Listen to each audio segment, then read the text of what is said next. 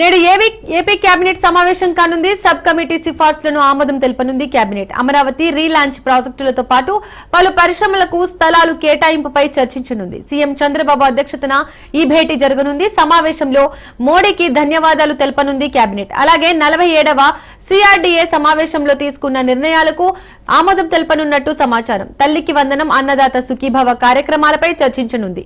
దేశ సరిహద్దుల్లో యుద్ధ వాతావరణంపై సమాలోచనలు చేయనున్నారు. తీర ప్రాంత భద్రతపై ప్రత్యేకంగా కేబినెట్ చర్చించనుంది.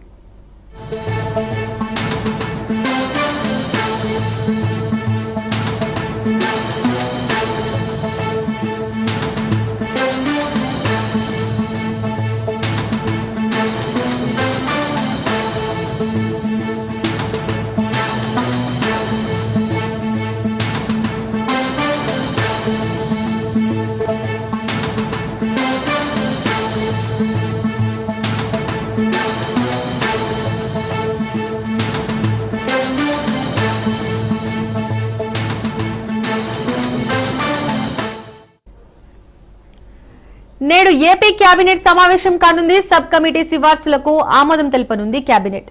అమరావతి రీలాంచ్ ప్రాజెక్టులతో పాటు పలు పరిశ్రమలకు స్థలాలను కేటాయింపులపై చర్చించనుంది. సీఎం చంద్రబాబు అధ్యక్షతన ఈ భేటీ జరగనుంది. సమావేశంలో మోడీకి ధన్యవాదాలు తెలుపనుంది కేబినెట్.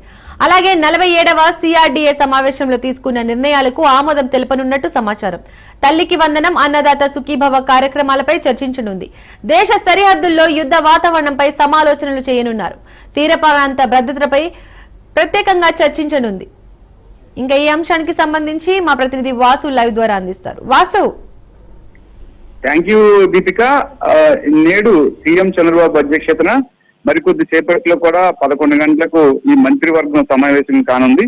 ప్రధానంగా ఈ కేబినెట్ మంత్రివర్గ సమావేశంలో ఏదైతే ఇప్పటి వరకు అంటే అమరావతి రీస్టార్ట్ కార్యక్రమానికి ఇచ్చేసిన ప్రధానమంత్రి మోడీ గారికి ప్రత్యేక ధన్యవాదాలు తెలుపుతున్నారు.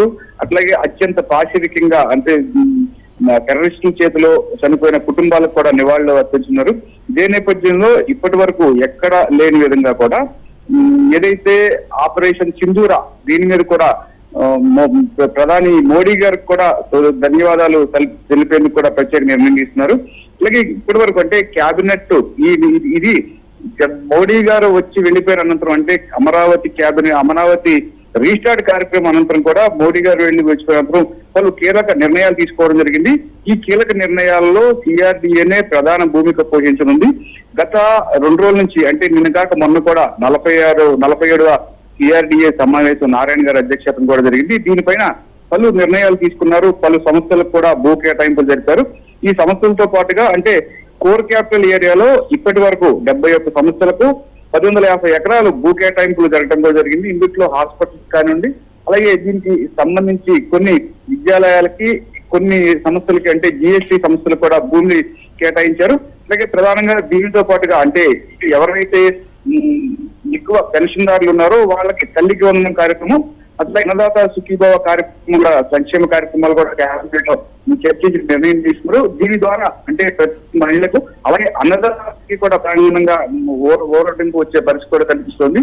కేంద్ర రాష్ట్ర ప్రభుత్వాల నుంచి ఏదైతే రైతులకు అందాలో ఆ కార్యక్రమాలు కూడా నేరుగా అందించే ఏర్పాటు చేయనున్నారు. అలాగే ఈ దేశ సరిహద్దుల్లో యుద్ధ వాతావరణం జరుగుతున్న నేపథ్యంలో కూడా